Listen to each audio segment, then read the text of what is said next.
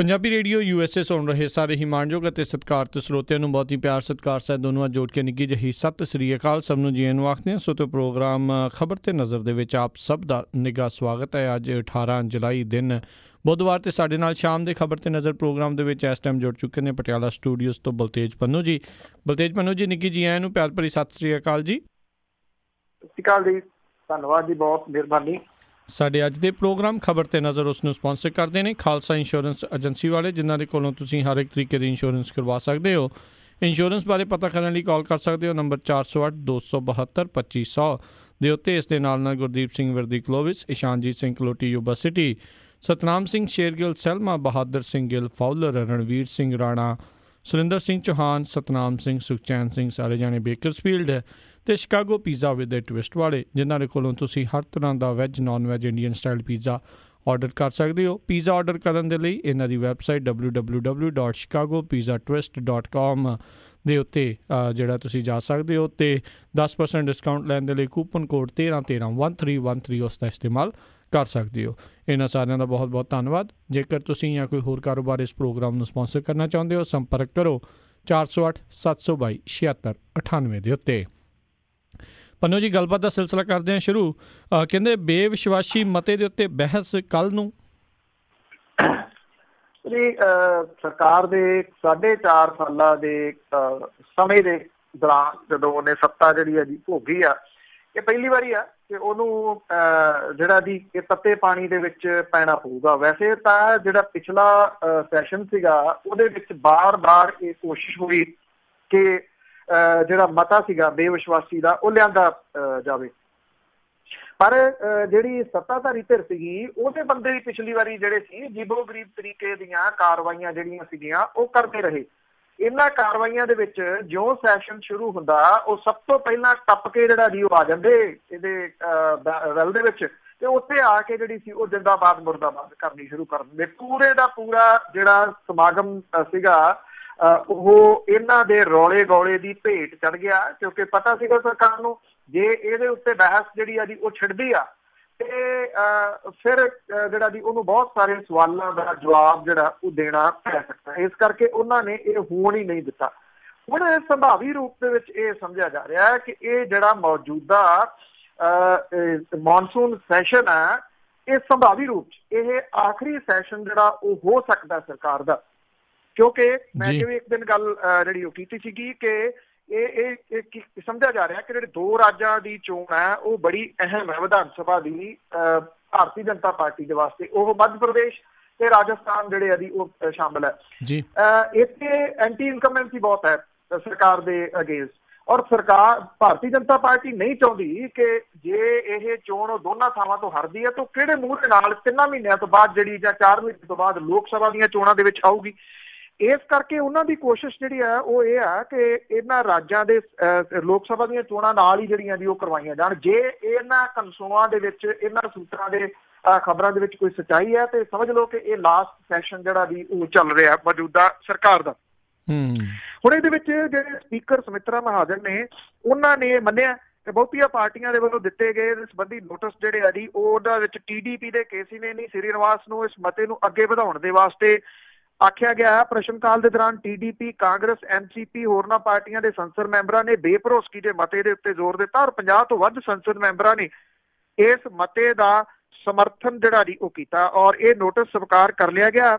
ਕੱਲ ਨੂੰ ਇਹਦੇ ਉੱਤੇ ਜਿਹੜੀ ਆ ਜੀ ਉਹ ਬਹਿਸ ਹੋਊਗੀ। ਸਵੇਰੇ 11 ਵਜੇ ਤੋਂ ਲੈ ਕੇ 6 ਵਜੇ ਤੱਕ ਬਹਿਸ ਹੋਊਗੀ ਔਰ ਸੰਸਦ ਦੀ ਕਾਰਵਾਈ ਸਾਰਾ ਦਿਨ ਇਸੇ ਦੇ ਉੱਤੇ ਚੱਲੂਗੀ। ਵੋਟਾਂ ਨਾਲ ਹੀ ਇਹਦਾ ਫੈਸਲਾ ਹੋਊਗਾ।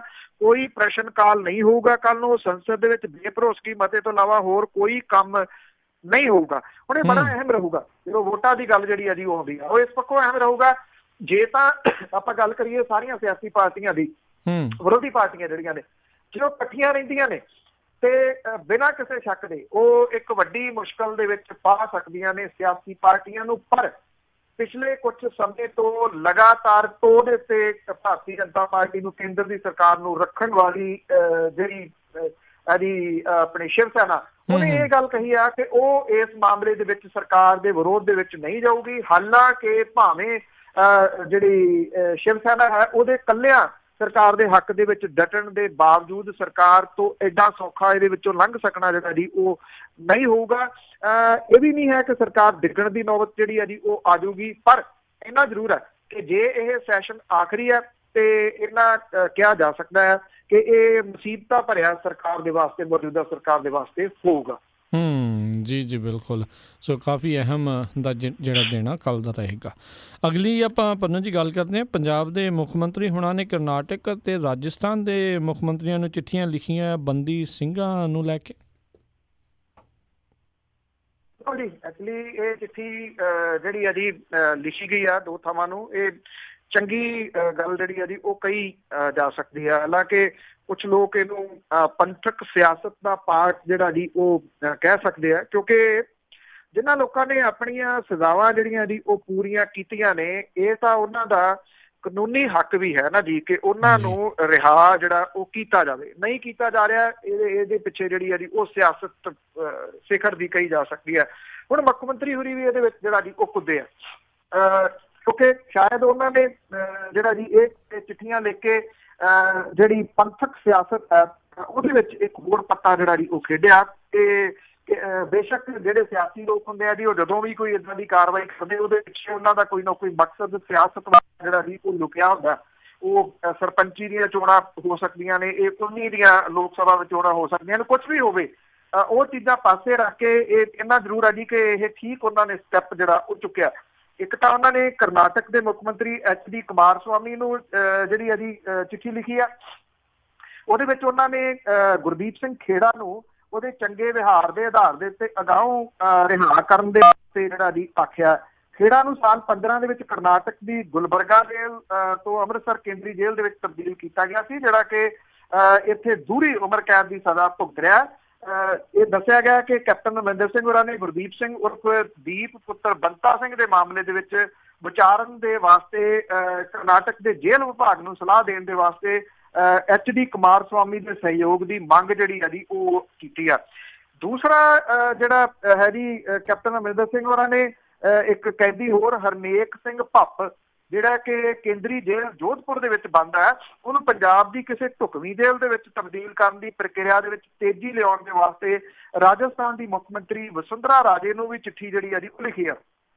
ਮੁੱਖ ਮੰਤਰੀ ਉਹਨਾਂ ਨੇ ਰਾਜਸਥਾਨ ਦੇ ਪੁਲਿਸ ਮੁਖੀ ਇਹ ਦੱਸਿਆ ਕਿ ਰਾਜਸਥਾਨ ਦੇ ਪੁਲਿਸ ਮੁਖੀ ਨੇ ਇਸ ਸਾਲ ਜੂਨ ਮਹੀਨੇ ਦੇ ਵਿੱਚ ਗ੍ਰਹਿ ਵਿਭਾਗ ਨੂੰ ਆਪਣੀ ਸਿਫਾਰਿਸ਼ ਭੇਜੀ ਹੋਈ ਹੈ ਤੇ ਅੰਤਮ ਪ੍ਰਵਾਨਗੀ ਦੀ ਉਡੀਕ ਹੈ। ਜਿਹੜੇ ਬਰਗਾੜੀ ਦੇ ਵਿੱਚ ਵੀ ਬੈਠੇ ਨੇ ਜੀ ਉਹਨਾਂ ਦੀਆਂ ਵੀ ਇਹ ਮੰਗਾਂ ਜਿਹੜੀਆਂ ਉਹ ਕਈਆਂ ਜਾ ਰਹੀਆਂ ਨੇ। ਪਿਛਲੇ ਦਿਨਾਂ ਦੇ ਵਿੱਚ ਕੈਬਨਿਟ ਮੰਤਰੀ ਤ੍ਰਿਪਤ ਰਜਿੰਦਰ ਸਿੰਘ ਬਾਜਵਾ ਹੋਰਾਂ ਨੇ ਉਹਨਾਂ ਦੇ ਨਾਲ ਮੁਲਾਕਾਤ ਕੀਤੀ ਸੀ। ਸ਼ਾਇਦ ਉਹਨਾਂ ਨੂੰ ਉਠਾਉਣ ਦੇ ਵਾਸਤੇ ਵੀ ਇਹ ਸਟੈਪ ਵਜੋਂ ਜਿਹੜਾ ਜੀ ਉਹ ਕਿਹਾ ਜਾ ਸਕਦਾ ਆ। ਦੇਖੋ ਇਹ ਹੋਣੀਆਂ ਤਾਂ ਜਿਹੜੀ ਆ ਜੀ ਇਹ ਸਰਕਾਰੀ ਦਖਲਾਂ ਦੇ ਨਾਲ ਹੀ ਹੈ। ਇਹ ਮੁੱਖ ਮੰਤਰੀ ਦੂਜੇ ਮੁੱਖ ਮੰਤਰੀ ਨੂੰ ਜਿਹੜੀ ਜੀ ਉਹ ਚਿੱਠੀ ਲਿਖ ਰਿਹਾ ਤੇ ਇਹ ਵੀ ਆ ਕਿ ਇਹ ਚਿੱਠੀ ਇਸ ਤਰ੍ਹਾਂ ਫਿਰ ਇਗਨੋਰ ਨਹੀਂ ਜਿਹੜੀ ਉਹ ਕੀਤੀ ਜਾ ਸਕਦੀ ਜਾਂ ਇਗਨੋਰ ਨਹੀਂ ਕੀਤੀ ਜਾ ਸਕੂਗੀ। ਚੰਗੀ ਜਿਹੜੀ ਅਸੀਂ ਉਹ ਚੀਜ਼ ਕਹੀ ਜਾ ਸਕਦੀ ਹੈ ਕਿ ਮੁੱਖ ਮੰਤਰੀ ਉਹਨਾਂ ਨੇ ਲਿਖੀ ਆ। ਦੇਖੋ ਇਹਦੇ ਵਿੱਚੋਂ ਕੀ ਨਿਕਲਦਾ ਆ ਇਹ ਬਾਅਦ ਵਾਲੀ ਗੱਲ ਹੈ। ਜੀ ਜੀ ਬਿਲਕੁਲ। ਅਗਲੀ ਖਬਰ ਦੇ ਉੱਤੇ ਨਜ਼ਰ ਮਾਰਦੇ ਹਾਂ ਪੰਨੂ ਜੀ। ਵੀ ਕਹਿੰਦੇ ਜਲੰਧਰ ਵਿੱਚ ਹੋਏ ਗਿੱਕੀ ਕਤਲ ਕਾਂਡ ਦੀ ਕਿਸੇ ਹੋਰ ਬੈਂਚ ਤੋਂ ਸੁਣਵਾਈ ਦੀ ਮੰਗ ਕੀਤੀ ਉਸ ਦੇ ਪਰਿਵਾਰ ਨੇ। ਤੇ ਬੜਾ ਜਿਹੜਾ ਜੀ ਚਰਚਾ ਦਾ ਵਿਸ਼ਾ ਬਣਿਆ ਸੀ ਜਦੋਂ ਇਸ ਨੌਜਵਾਨ ਦਾ ਕਤਲ ਹੋਇਆ ਸੀਗਾ ਗੁਰਕੀਰਤ ਸੇਖੋਂ ਗਿੱਕੀ ਸੇਖੋਂ। 7 ਸਾਲ ਪਹਿਲਾਂ ਇਹ ਇੱਕ ਜਿਹੜਾ ਸੀਗਾ ਜੀ ਪਿਓ ਦੇ ਸਾਹਮਣੇ ਗੋਲੀਆਂ ਮਾਰ ਕੇ ਹੱਤਿਆ ਕਰਤੀ ਗਈ ਸੀ। ਮੈਨੂੰ ਯਾਦ ਹੈ ਕਿ ਉਦੋਂ ਸਿਆਸੀ ਦਖਲਅੰਦਾਜ਼ੀ ਬੜੀ ਸੀਗੀ, ਫੜੇ ਨਹੀਂ ਸੀ ਜਾ ਰਹੇ ਔਰ ਲੋਕ ਸੋਸ਼ਲ ਮੀਡੀਆ ਦੇ ਸਹਾਰੇ ਦੇ ਨਾਲ ਮੋਮਬੱਤੀਆਂ ਲੈ ਕੇ ਜਲੰਧਰ ਦੀਆਂ ਸੜਕਾਂ ਦੇ ਉੱਤੇ ਨਿਕਲ ਆਏ ਸੀ ਬਹੁਤ ਵੱਡੀ ਗਿਣਤੀ ਦੇ ਵਿੱਚ, ਤਾਂ ਜਾ ਕੇ ਇਹ ਗ੍ਰਿਫਤਾਰੀਆਂ ਜਿਹੜੀਆਂ ਉਹ ਹੋਈਆਂ ਸੀਗੀਆਂ। ਹੁਣ ਇਸ ਮਾਮਲੇ ਦੇ ਵਿੱਚ ਇੱਕ ਹੋਰ ਅਹਿਮ ਟਰਨ ਜਿਹੜਾ ਜੀ ਉਹ ਆਇਆ ਕਿ ਗੁਰਕੀਰਤ ਸਿੰਘ ਸੇਖੋਂ ਉਰਫ ਗਿੱਕੀ ਨੂੰ ਜਦੋਂ ਉਹਦੇ ਪਿਓ ਰਾਜਵੀਰ ਸਿੰਘ ਸੇਖੋਂ ਦੇ ਸਾਹਮਣੇ 21 ਅਪ੍ਰੈਲ 11 ਨੂੰ ਜਲੰਧਰ ਦੇ ਵਿੱਚ ਸਿਆਸੀ ਰੰਜਿਸ਼ ਦੇ ਚੱਲਦਿਆਂ ਸਿਆਸੀ ਪ੍ਰਭਾਵ ਵਾਲੇ ਲੋਕਾਂ ਨੇ ਗੋਲੀਆਂ ਮਾਰ ਕੇ ਜਿਹੜਾ ਜੀ ਉਹ ਮਾਰ ਦਿੱਤਾ ਸੀਗਾ। ਡਿਵੀਜ਼ਨ ਬੈਂਚ ਦੇ ਵੱਲੋਂ ਇਹਦੀ ਸੁਣਵਾਈ ਜਿਹੜੀ ਹੈ ਜੀ ਕੀਤੀ ਜਾ ਰਹੀ ਹੈ। ਗਿੱਕੀ ਦੇ ਪਿਤਾ ਨੇ ਇਹਦੇ ਉੱਤੇ ਇਤਰਾਜ਼ ਕੀਤਾ, ਜਿਹਦੇ ਕਰਕੇ ਉਹਨਾਂ ਦੀ ਇੱਕ ਜੱਜ ਦੇ ਨਾਲ ਤਕਰਾਰ ਵੀ ਹੋ ਗਈ। ਉਹਨਾਂ ਦਾ ਇਤਰਾਜ਼ ਇਹ ਸੀਗਾ ਕਿ ਇੱਕ ਮੁਲਜ਼ਮ ਦੇ ਜਲੰਧਰ ਰਹਿੰਦੇ ਪਿਤਾ ਜੱਜ ਦੇ ਨੇੜਲੇ ਸਾਥੀ ਆ, ਜਦੋਂ ਇਹ ਕੇਸ ਜਸਟਿਸ ਏ.ਵੀ. ਚੌਧਰੀ ਤੇ ਜਸਟਿਸ ਕੁਲਦੀਪ ਸਿੰਘ ਦੀ ਅਦਾਲਤ ਦੇ ਵਿੱਚ ਪਹੁੰਚਿਆ ਤਾਂ 67 ਸਾਲਾ ਰਾਜਵੀਰ ਸਿੰਘ ਸੇਖੋਂ ਨੇ ਬੈਂਚ ਦੇ ਮੂਹਰੇ ਪਹੁੰਚ ਕੇ ਕਿਹਾ ਕਿ ਮੇਰੇ ਪੁੱਤ ਗੁਰਕੀਰਤ ਦਾ ਜਲੰਧਰ ਦੇ ਵਿੱਚ ਕਤਲ ਹੋਇਆ ਸੀਗਾ। ਮਾਨਯੋਗ ਜਸਟਿਸ ਕੁਲਦੀਪ ਸਿੰਘ ਜਲੰਧਰ ਦੇ ਵਿੱਚ ਇੰਡਸਟਰੀਅਲ ਟ੍ਰਿਬਿਊਨਲ ਦੇ 2 ਵਾਰੀ ਪ੍ਰਿਜ਼ਾਈਡਿੰਗ ਆਫੀਸਰ ਰਹੇ ਆ। ਮੁਲਜ਼ਮ ਸੰਨੀ ਸਚਦੇਵਾ ਦੇ ਪਿਓ ਤੇ ਜਸਟਿਸ ਕੁਲਦੀਪ ਸਿੰਘ ਬੇਹੱਦ ਕਰੀਬੀ ਦੋਸਤ ਨੇ। ਉਹਨਾਂ ਨੇ ਇਹਦੇ ਸੰਬੰਧੀ ਕਾਗਜ਼ ਪੱਤਰ ਵੀ ਜਿਹੜੇ ਦਿਖਾਏ ਕਿ ਪਹਿਲਾਂ ਹੀ 2 ਰਜਿਸਟਰਡ ਪੋਸਟਾਂ ਜਿਹੜੀਆਂ 5 ਜੁਲਾਈ ਤੇ 10 ਜੁਲਾਈ ਨੂੰ ਭੇਜੀਆਂ ਸੀ। ਇਹਦੇ ਰਾਹੀਂ ਉਹ ਕਹਿ ਚੁੱਕਿਆ ਕਿ ਇਹ ਮਾਮਲਾ ਕਿਸੇ ਹੋਰ ਬੈਂਚ ਦੇ ਕੋਲੇ ਜਿਹੜਾ ਜੀ ਉਹ ਤਬਦੀਲ ਕੀਤਾ ਜਾਵੇ। ਇਸ ਮਾਮਲੇ ਦੇ ਵਿੱਚ ਜਸਟਿਸ ਕੁਲਦੀਪ ਸਿੰਘ ਹੋਰਾਂ ਨੇ ਕਿਹਾ ਕਿ ਮਿਸਟਰ ਸੇਖੋਂ ਤੁਸੀਂ ਅਦਾਲਤ ਦੇ ਵਿੱਚ ਬਿਨਾਂ ਵਜ੍ਹਾ ਰੌਲਾ ਪਾ ਰਹੇ ਹੋ। ਅਦਾਲਤ ਨੂੰ ਤੁਹਾਡੇ ਨਾਲ ਹਮਦਰਦੀ ਹੈ ਕਿਉਂਕਿ ਤੁਸੀਂ ਆਪਣਾ ਪੁੱਤ ਗਵਾਇਆ। ਅਸੀਂ ਸੱਚਾਈ ਤੇ ਪਹੁੰਚਾਂਗੇ। ਸੇਖੋਂ ਨੇ ਕਿਹਾ ਕਿ ਮੈਂ ਨਿਆਂ ਚਾਹੁੰਦਾ ਹਾਂ, ਜਿਹਦੇ ਜਵਾਬ ਦੇ ਵਿੱਚ ਜਸਟਿਸ ਕੁਲਦੀਪ ਸਿੰਘ ਨੇ ਕਿਹਾ ਕਿ ਨਿਆਂ ਹੋਊਗਾ। ਉਹ ਸਿਰਫ ਇੱਕ ਵਕੀਲ ਸੀਗੇ ਜੀ। ਜਸਟਿਸ ਕੁਲਦੀਪ ਸਿੰਘ ਨੇ ਇਹ ਵੀ ਕਿਹਾ ਕਿ ਅਦਾਲਤ ਨੂੰ ਤੁਹਾਡੇ ਨਾਲ ਹਮਦਰਦੀ ਹੈ, ਪਰ ਇਹਦਾ ਮਤਲਬ ਇਹ ਨਹੀਂ ਕਿ ਤੁਸੀਂ ਕਿਸੇ ਦੇ ਉੱਤੇ ਵੀ ਜਿਹੜਾ ਜੀ ਉਹ ਦੋਸ਼ ਲਾ ਦਿਓ। ਹੁਣ ਵੇਖਣਾ ਇਹ ਹੋਊਗਾ ਕਿ ਬੈਂਚ ਜਿਹੜਾ ਜੀ ਉਹ ਬਦਲਦਾ ਜਾਂ ਨਹੀਂ। ਪਰ ਇਸ ਤਰ੍ਹਾਂ ਦੀ ਜਿਹੜੀ ਜੁਰਤ ਵਾਲੀ ਸਟੇਟਮੈਂਟ ਜਾਂ ਇਸ ਟਾਈਪ ਦਾ ਜਿਹੜਾ ਜੀ ਪਹਿਲਾਂ ਬਹੁਤ ਘੱਟ ਵੇਖਣ ਨੂੰ ਕਿਤੇ ਅਦਾਲਤਾਂ ਦੇ ਵਿੱਚ ਜਿਹੜਾ ਜੀ ਉਹ ਮਿਲਿਆ। ਆਈ ਥਿੰਕ ਇਸ ਪੱਖੋਂ ਤਾਂ ਇਸ ਪਿਓ ਦੇ ਨਾਲ ਜਿਹੜੀ ਜੀ ਪੂਰੀ ਹਮਦਰਦੀ ਹੈ ਜਿਹਨੇ ਇੱਕ ਤਾਂ ਆਪਣਾ ਪੁੱਤ ਗਵਾਇਆ, ਔਰ ਸੈਕੰਡਲੀ ਇਹ ਜਿਹੜਾ ਜੀ ਉਹਨੂੰ ਇਨਸਾਫ ਦੇ ਵਾਸਤੇ ਲਗਾਤਾਰ ਇੱਕ ਬਹੁਤ ਲੰਬੀ ਥਕਾ ਦੇਣ ਵਾਲੀ ਜਿਹੜੀ ਲੜਾਈ ਉਹ ਲੜ ਰਿਹਾ। ਜੀ ਜੀ ਜੀ ਅਗਲੀ ਗੱਲ ਕਰਦੇ ਪੰਨੂ ਜੀ ਵੀ ਕਹਿੰਦੇ STF ਵੀ ਹੁਣ ਫੇਸਬੁੱਕ ਦਾ ਸਹਾਰਾ ਲੈਣ ਲੱਗੀ। ਬਿਲਕੁਲ ਜੀ, ਐਕਚੁਅਲੀ ਸੋਸ਼ਲ ਮੀਡੀਆ ਦੀ ਜਿਹੜੀ ਪਾਵਰ ਹੈ ਉਹਨੂੰ ਚਾਹੇ ਸਰਕਾਰਾਂ ਸਿਆਸੀ ਪਾਰਟੀਆਂ ਛੋਟਾ ਕਰਕੇ ਜਿਹੜਾ ਜੀ ਉਹ ਦੇਖਦੀਆਂ ਹੋਣ। ਅਕਸਰ ਜਦੋਂ ਕੋਈ ਲੱਗਦਾ ਉਹਨਾਂ ਨੂੰ ਇਹ ਕਹਿੰਦੇ ਇਹ ਤਾਂ ਫੇਸਬੁੱਕੀਆਂ ਦੀ ਲੜਾਈ ਹੈ, 2 ਦਿਨਾਂ ਦੇ ਵਿੱਚ ਜਿਹੜੀ ਇਹਦੀ ਫੂਕ ਨਿਕਲ ਜੂਗੀ। ਏਦਾਂ ਦੀਆਂ ਗੱਲਾਂ ਜਿਹੜੀਆਂ ਅਕਸਰ ਸੁਣਨ ਨੂੰ ਮਿਲਦੀਆਂ। ਪਰ ਇਹ ਵੀ ਆ ਇਹਦੀ ਪਾਵਰ ਜਿਹੜੀਆਂ ਸਿਆਸੀ ਪਾਰਟੀਆਂ ਸਰਕਾਰਾਂ ਜਿਹੜੀਆਂ ਉਹ ਸਮਝਦੀਆਂ ਨੇ ਕਿ ਕੀ ਜਿਹੜੀ ਜੀ ਉਹ ਹੈਗੀ ਆ। ਆਈ ਥਿੰਕ STF ਨੇ ਵੀ ਇਹ ਇੱਕ ਚੰਗਾ ਸਟੈਪ ਜਿਹੜਾ ਜੀ ਉਹ ਚੁੱਕਿਆ ਕਿ ਇਸ ਨਵੇਂ ਯੁੱਗ ਦੇ ਹਥਿਆਰ ਦਾ ਸਹਾਰਾ ਜਿਹੜਾ ਉਹ ਲਿਆ ਜਾਵੇ। STF ਨੇ ਜਿਹੜੇ ਨਸ਼ਾ ਤਸਕਰ ਨੇ ਉਹਨਾਂ ਦੀ ਪੈਰ ਨੱਪਣ ਦੇ ਵਾਸਤੇ ਇੱਕ ਨਵਾਂ ਰਾਹ ਲੱਭਿਆ ਹੈ। ਉਹ ਸੋਸ਼ਲ ਮੀਡੀਆ ਸਾਈਟ ਫੇਸਬੁੱਕ ਦੇ ਰਾਹੀਂ ਨਸ਼ਾ ਤਸਕਰਾਂ ਦੀ ਜਸੂਸੀ ਜਿਹੜੀ ਆ ਜੀ ਉਹ ਕਰਵਾਊਗੀ। ADGP ਜਿਹੜੇ ਨੇ ਜੀ ਹਰਪ੍ਰੀਤ ਸਿੰਘ ਸਿੱਧੂ ਹੋਰਾਂ ਦੀ ਅਗਵਾਈ ਦੇ ਵਿੱਚ ਬਣੀ ਟੀਮ ਨੇ STF ਪੰਜਾਬ ਦੇ ਨਾਂ ਦੇ ਉੱਤੇ ਫੇਸਬੁੱਕ ਤੇ ਟਵਿੱਟਰ ਦੇ ਉੱਤੇ ਇੱਕ ਪੇਜ ਜਿਹੜਾ ਜੀ ਉਹ ਬਣਾਇਆ। ਇਹਦੇ ਰਾਹੀਂ ਟੀਮ ਦੇ ਵੱਲੋਂ ਲੋਕਾਂ ਨੂੰ ਪਹਿਲਾਂ ਹੀ ਨਸ਼ਿਆਂ ਦੇ ਖਿਲਾਫ ਜਾਗਰੂਕ ਜਿਹੜਾ ਜੀ ਉਹ ਕੀਤਾ ਜਾ ਰਿਹਾ। ਨਾਲ ਹੀ ਨਸ਼ਾ ਤਸਕਰਾਂ ਦੀ ਜਾਣਕਾਰੀ ਪੁਲਿਸ ਨੂੰ ਦੇਣ ਲਈ ਨੌਜਵਾਨਾਂ ਨੂੰ ਪ੍ਰੇਰਿਤ ਕਰਨਾ ਵੀ ਆਰੰਭਿਆ ਗਿਆ। ਨੌਜਵਾਨਾਂ ਨੂੰ ਇਹ ਕਿਹਾ ਗਿਆ, ਜਿਹੜਾ ਮੈਂ ਉਹਦਾ ਲਿੰਕ ਵੀ ਲਾਇਆ ਜੀ ਹੁਣੇ ਫੇਸਬੁੱਕ ਦੇ ਉੱਤੇ, ਉਹਦੇ 'ਚ ਕਿਹਾ ਗਿਆ ਕਿ ਜੇ ਕੋਈ ਨਸ਼ਾ ਤਸਕਰਾਂ ਦੇ ਬਾਰੇ ਸੂਹ ਦਿੰਦਾ ਉਹਦਾ ਨਾਂ ਜਿਹੜਾ ਉਹ ਗੁਪਤ ਰੱਖਿਆ ਜਾਊਗਾ। ਔਰ ਨਸ਼ਿਆਂ ਦੇ ਖਿਲਾਫ ਵਿੱਢੀ ਮੁਹਿੰਮ ਦੇ ਤਹਿਤ ਜਿਹੜੀ STF ਬਣਾਈ ਗਈ ਸੀਗੀ, ਸੋਸ਼ਲ ਮੀਡੀਆ ਦੇ ਉੱਤੇ ਆ ਕੇ ਉਹ ਜ਼ਮੀਨੀ ਪੱਧਰ ਦੇ ਉੱਤੇ ਲੋਕਾਂ ਦੇ ਨਾਲ ਜੁੜਨ ਦੇ ਵਾਸਤੇ ਇਹਨੂੰ ਇੱਕ ਅਸਰਦਾਰ ਹਥਿਆਰ ਜਿਹੜੇ ਤੌਰ ਦੇ ਉੱਤੇ ਸਮਝ ਰਹੀ ਹੈ। ਆਈ ਥਿੰਕ ਇਹ ਸਹੀ ਸਟੈਪ ਜਿਹੜਾ ਜੀ ਉਹ ਕਿਹਾ ਜਾ ਸਕਦਾ। ਪਰ ਇਹਦੀ ਅਗਲੀ ਗੱਲ ਜਿਹੜੀ ਹੈ ਨਾ ਜੀ, ਇਸ ਤਰ੍ਹਾਂ ਦੇ ਸੋਸ਼ਲ ਮੀਡੀਆ ਦੇ ਉੱਤੇ ਪੇਜ ਕਦੀ ਚੰਡੀਗੜ੍ਹ ਪੁਲਿਸ ਦੇ ਬਣ ਗਏ, ਕਦੇ ਪੰਜਾਬ ਪੁਲਿਸ ਦੇ ਬਣਦੇ ਰਹੇ ਨੇ, ਪਰ ਉਹ ਨਾ ਥੋੜੀ ਦੇਰ ਤੋਂ ਬਾਅਦ ਦਮ ਤੋੜ ਜਾਂਦੇ ਆ। ਇੱਕ ਤਾਂ ਉਹਨਾਂ ਦੀ ਰੈਗੂਲਰ ਜਿਹੜੀ ਆ ਜੀ ਉਹ ਦੇਖ ਰੇਖ ਨਹੀਂ ਹੁੰਦੀ, ਲੋਕ ਜਿਹੜੇ ਆ ਉਹਦੇ ਨਾਲੋਂ ਟੁੱਟ ਜਾਂਦੇ ਆ। ਜੇ ਲੋਕ ਤਾਂ ਕਿਉਂਕਿ ਇਸ ਵੇਲੇ ਇਹ ਤੁਸੀਂ ਦੇਖ ਹੀ ਰਹੇ ਹੋ ਜੀ ਸਾਰੇ ਵੀਡੀਓਜ਼ ਦੇ ਰੂਪ ਦੇ ਵਿੱਚ ਸੋਸ਼ਲ ਮੀਡੀਆ ਦੇ ਰਾਹੀਂ ਥਾਂ ਦੇ ਉੱਤੇ ਪਿੰਡਾਂ ਦੇ ਵਿੱਚ ਲੋਕ ਜਿਹੜੇ ਉਹ ਨਾਂ ਦੱਸ ਰਹੇ ਆ ਕਿ ਸਾਡੇ ਪਿੰਡ 'ਚ ਕੌਣ ਵੇਚਦਾ, ਸਾਡੇ ਪਿੰਡ 'ਚ ਕੌਣ ਵੇਚਦਾ। ਜੇ ਉਹਨਾਂ ਲੋਕਾਂ ਦੀ ਹੈਲਪ ਜਿਹੜੀ ਆ ਜੀ ਉਹ ਲੈਣੀ ਹੈ ਤਾਂ ਇਹਦੇ ਉੱਤੇ ਜੇ ਕੋਈ ਇਹਨਾਂ ਤੱਕ ਅਪਰੋਚ ਕਰਦਾ ਹੈ, ਜੇ ਉਹਦੀ ਤੁਰੰਤ ਉਹਦੇ ਉੱਤੇ ਕਾਰਵਾਈ ਹੁੰਦੀ ਹੈ ਤਾਂ ਨਿਰਸੰਦੇਹ ਲੋਕਾਂ ਦੇ ਵਿੱਚ ਇੱਕ ਭਰੋਸਾ ਜਿਹੜਾ ਜੀ ਉਹ ਦੁਬਾਰਾ ਆ ਸਕਦਾ। ਜੀ ਜੀ ਅਗਲੀ ਜਿਹੜੀ ਗੱਲ ਕਰਦੇ ਆ ਨਸ਼ਿਆਂ ਦੇ ਨਾਲ ਹੀ ਜੁੜੀ ਹੋਈ ਆ, ਕਹਿੰਦੇ ਨਸ਼ਿਆਂ ਨੇ 2 ਹੋਰ ਘਰ ਉਜਾੜੇ।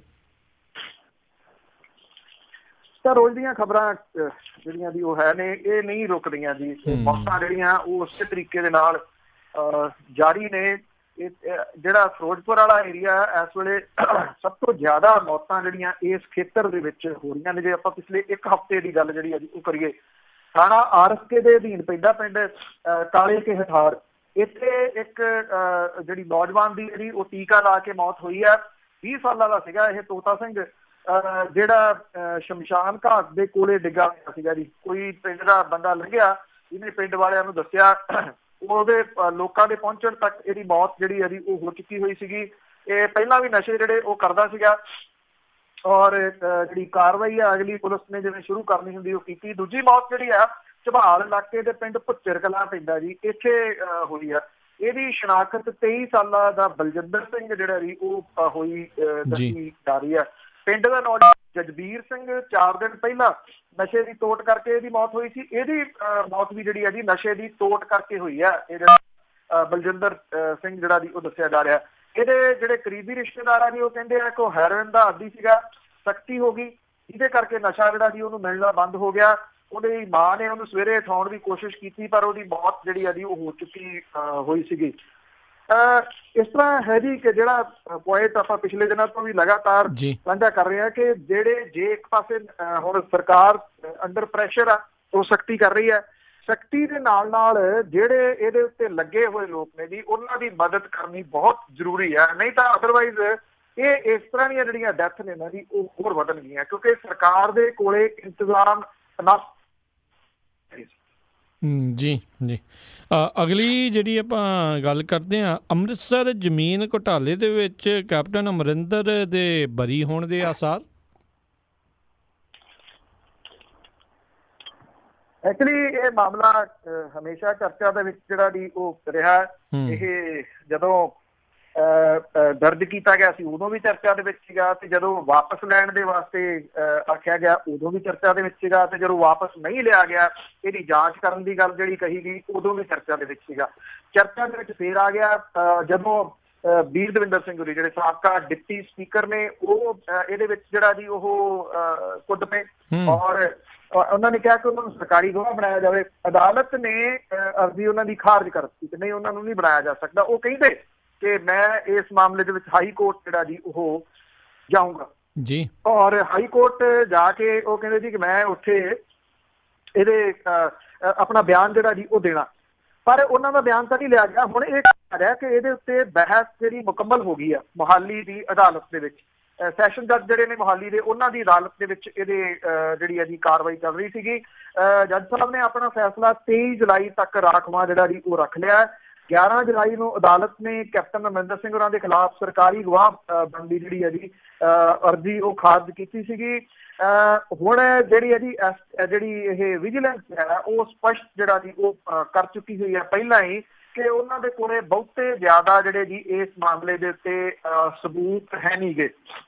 ਵਿਜੀਲੈਂਸ ਨੇ ਕੈਪਟਨ ਅਮਰਿੰਦਰ ਸਿੰਘ ਹੋਰਾਂ ਦੀ ਵਿਧਾਇਕ ਵਜੋਂ ਮੈਂਬਰਸ਼ਿਪ ਰੱਦ ਕਰਨ ਬਾਰੇ ਸੁਪਰੀਮ ਕੋਰਟ ਦੀਆਂ ਕਈ ਜੱਜਮੈਂਟਾਂ ਦਾ ਜ਼ਿਕਰ ਵੀ ਸੁਣਵਾਈ ਦੇ ਦੌਰਾਨ ਜਿਹੜਾ ਜੀ ਉਹ ਕੀਤਾ। ਇਸ ਮਾਮਲੇ ਦੇ ਵਿੱਚ ਵਿਧਾਨ ਸਭਾ ਦੇ ਸਕੱਤਰ ਉਹ ਖੁਦ ਅਦਾਲਤ ਦੇ ਵਿੱਚ ਪੇਸ਼ ਹੋ ਕੇ ਆਪਣਾ ਬਿਆਨ ਦਰਜ ਕਰਵਾ ਚੁੱਕੇ ਆ। ਉਹਨਾਂ ਬਿਆਨ ਇਹ ਦਿੱਤਾ ਸੀਗਾ ਕਿ ਜੇ ਅਦਾਲਤ ਕੇਸ ਖਤਮ ਕਰਨਾ ਚਾਹੁੰਦੀ ਹੈ ਤਾਂ ਵਿਧਾਨ ਸਭਾ ਨੂੰ ਕੋਈ ਇਤਰਾਜ਼ ਨਹੀਂ। ਇਹ ਇੱਕ ਟੈਕਨੀਕਲ ਪੁਆਇੰਟ ਹੈ ਜੀ। ਵਿਧਾਨ ਸਭਾ ਮੀਨਸ ਕਿ 117 ਵਿਧਾਨ ਸਭਾ ਦੇ ਮੈਂਬਰ ਜਾਂ ਜਿਹੜੇ ਸੱਤਾਧਾਰੀ ਧਿਰ ਦੇ ਮੈਂਬਰ ਨੇ ਉਹਨੂੰ ਕੋਈ ਇਤਰਾਜ਼ ਜਿਹੜਾ ਜੀ ਉਹ ਨਹੀਂਗਾ ਕਿਉਂਕਿ ਵਿਧਾਨਕਾਰ ਤਾਂ ਉਹ ਵੀ ਨੇ ਜਿਹੜੇ ਵਿਰੋਧੀ ਧਿਰਾਂ ਵਾਲੇ ਨੇ। ਸਕੱਤਰ ਦਾ ਜਿਹੜਾ ਜੀ ਇਹ ਬਿਆਨ ਇਹ ਚਰਚਾ ਦੇ ਵਿੱਚ ਆਉਣ ਵਾਲੇ ਸਮੇਂ ਦੇ ਦੌਰਾਨ ਜਿਹੜਾ ਜੀ ਉਹ ਜ਼ਰੂਰ ਆ ਸਕਦਾ ਹੈ। ਜਾਂਚ ਟੀਮ ਦੇ ਵੱਲੋਂ ਅਦਾਲਤ 'ਚ ਪੇਸ਼ ਕੀਤੀ ਗਈ ਰਿਪੋਰਟ ਦੇ ਵਿੱਚ ਇਹ ਖੁਲਾਸਾ ਕੀਤਾ ਗਿਆ ਕਿ ਹੁਣ ਤੱਕ ਕੈਪਟਨ ਅਮਰਿੰਦਰ ਸਿੰਘ ਹੋਰਾਂ ਦੇ ਖਿਲਾਫ ਕੋਈ ਠੋਸ ਸਬੂਤ ਜਿਹੜਾ ਜੀ ਉਹ ਨਹੀਂ ਮਿਲਿਆ ਔਰ ਭ੍ਰਿਸ਼ਟਾਚਾਰ ਦਾ ਕੇਸ ਮੁੱਢੋਂ ਖਾਰਜ ਜਿਹੜਾ ਜੀ ਉਹ ਕੀਤਾ ਜਾਵੇ। ਇਸ ਗੱਲ ਦੀ ਉਮੀਦ ਹੈ ਜੀ ਕਿ 23 ਜੁਲਾਈ ਨੂੰ ਜਿਹੜਾ ਫੈਸਲਾ ਹੈ ਉਹ ਸ਼ਾਇਦ ਜਿੰਨੇ ਇੱਕ ਲੱਗ ਰਿਹਾ ਜੀ ਸਾਰੇ ਸਿੰਪਟਮ ਉਹਦੇ ਅਨੁਸਾਰ ਕੈਪਟਨ ਅਮਰਿੰਦਰ ਸਿੰਘ ਹੋਰਾਂ ਨੂੰ ਇਹਦੇ ਵਿੱਚ ਬਰੀ ਕਰ ਦਿੱਤਾ ਜਾਊਗਾ।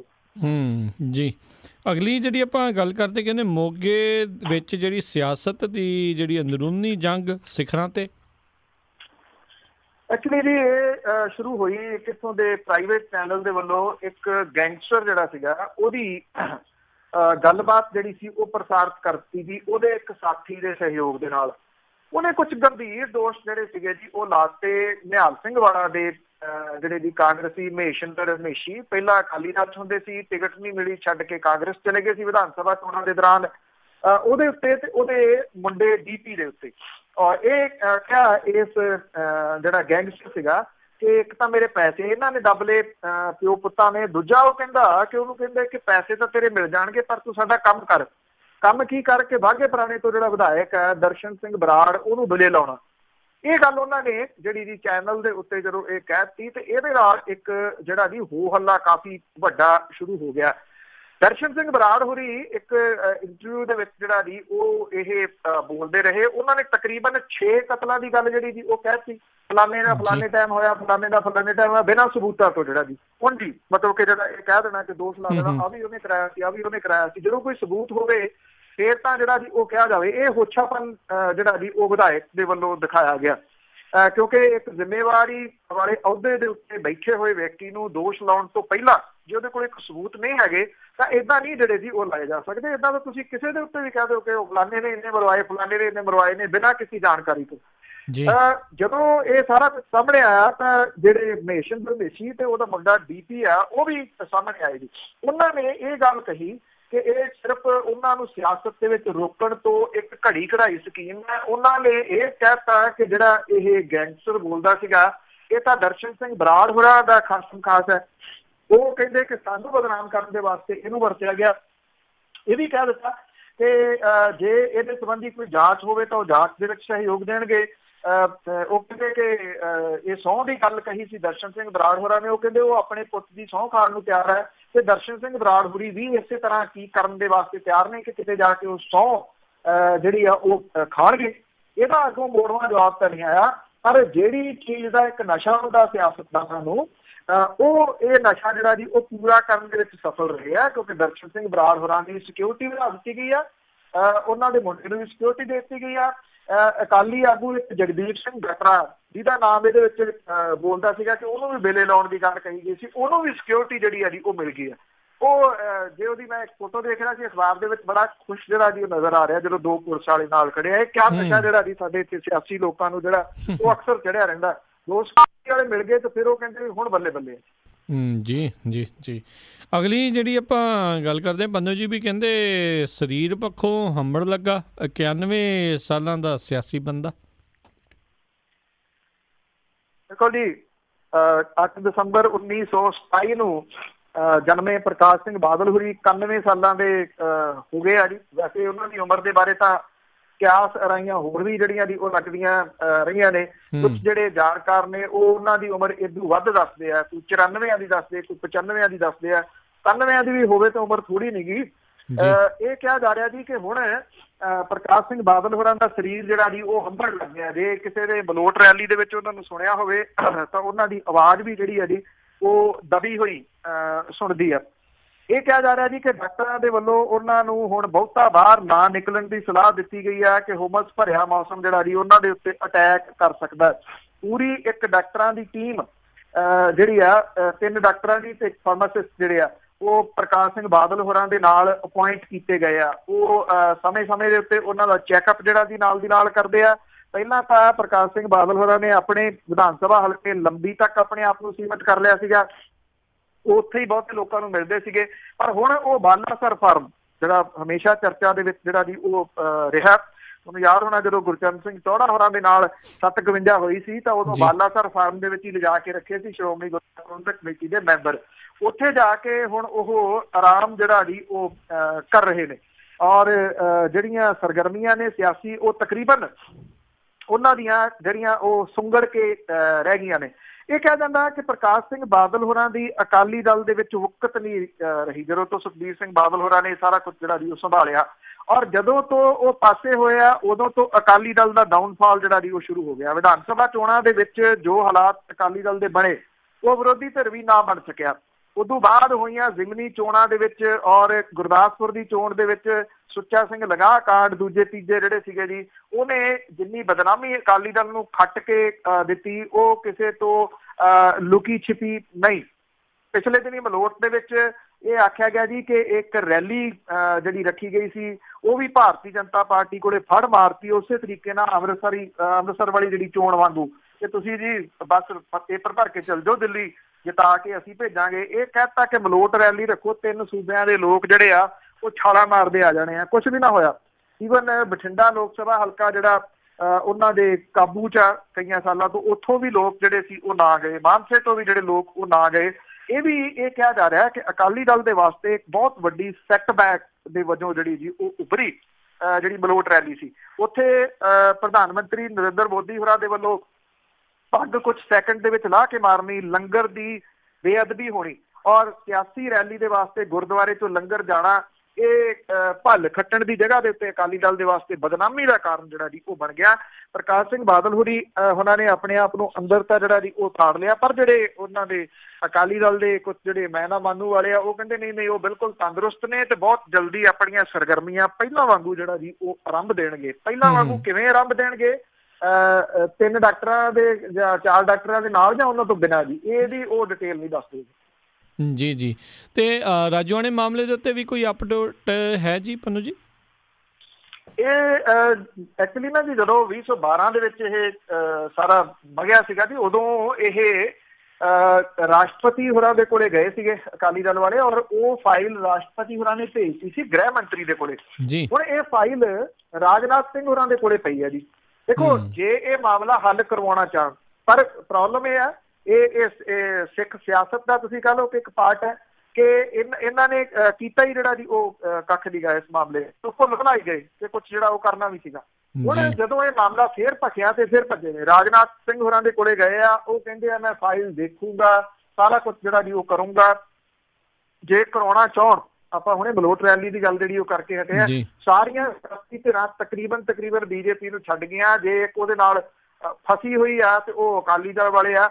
ਇਹ ਮਸਲਾ ਜੇ ਚਾਹਣ ਤਾਂ ਉਹ ਚੁਟਕੀ ਦੇ ਵਿੱਚ ਹੱਲ ਜਿਹੜਾ ਜੀ ਉਹ ਕਰਵਾ ਸਕਦੇ ਆ, ਪਰ 12 ਤੋਂ ਬਾਅਦ 18 ਆ ਗਿਆ।